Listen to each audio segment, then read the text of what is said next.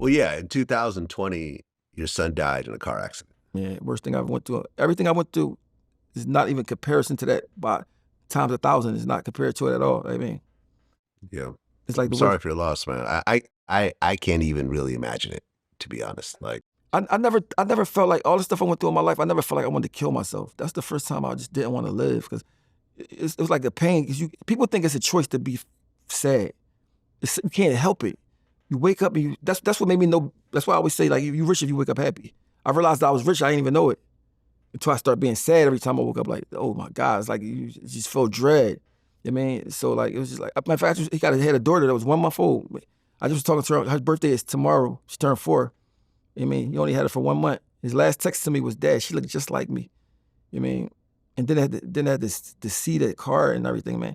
And Freeway made a song saying like, Oschino lost his son. I don't know what would happen if I lost mine. Then his son died the next day. You know what I mean? But the crazy part about it is I'm 4 days older than Freeway.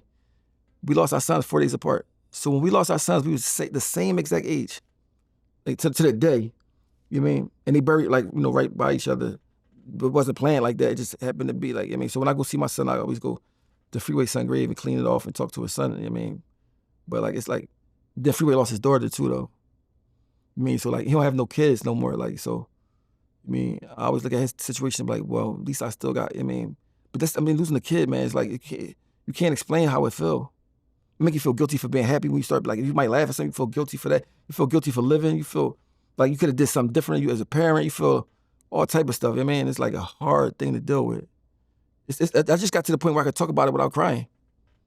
I mean, how old was your son at the time? 19. Damn. Yep. And he's with his girlfriend. It was like, I don't know if you got how many kids you got, but when you have like multiple kids, you always got one kid that's your favorite. You don't say it, you just know it, and they know it. Like, I mean, so that was like my God. Like, I mean, like, so we had our own little bond. Like that was real tight. I mean, so like it was like killed me, man. Like, Yeah, your daughter's gonna beat you up after this interview. I mean, not only did you admit to, try to get her aborted, but now you're saying she's not your favorite. I'm just saying, whatever happens to you after this interview, that's on you. That's not on me. My daughter, she know how she is. She's like an old lady. When I talk to my daughter, I feel like I'm talking to somebody older than me. Like she schooled me on like that don't do this. She a nurse. She had like no kids, never been in trouble. I don't know if I had something to do with it, but she turned out perfect. You know what I mean? I don't even take credit for that. She had a good mom, but like she just was, some kids is just bad. Some kids, no matter what they kind of parents they got, they just bad. Some kids just good, and she was a good one.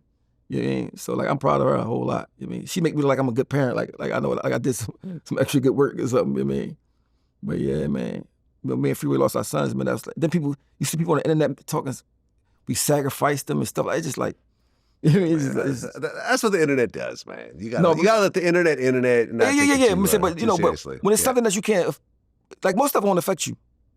But if you had a kid you lost and you see anything, it's gonna make you're a human at the end of the day. Mind you, my son was in a car accident, so I never seen a car on fire. Then one day, I'm like 6 months later after he passed, I'm on Instagram. Somebody had videotaped it, and I just happened to see it.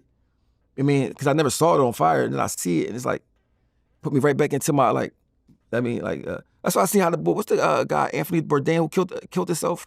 I see how you can want to kill yourself. Like I mean, like because you just feel like everything is like you feel like nothing worth living. You feel like you just feel dread, and I know it's a mind thing, but it's like it's crazy how you could really people. I never thought I could feel like that. I mean, and I've seen that can happen to anybody if it happened to me. I'm like, damn, because I've been through everything.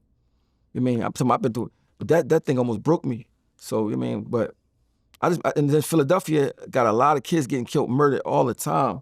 So, I mean, and people don't really talk about it. You never know what somebody going through just by seeing them.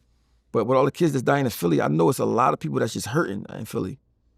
You know what I mean?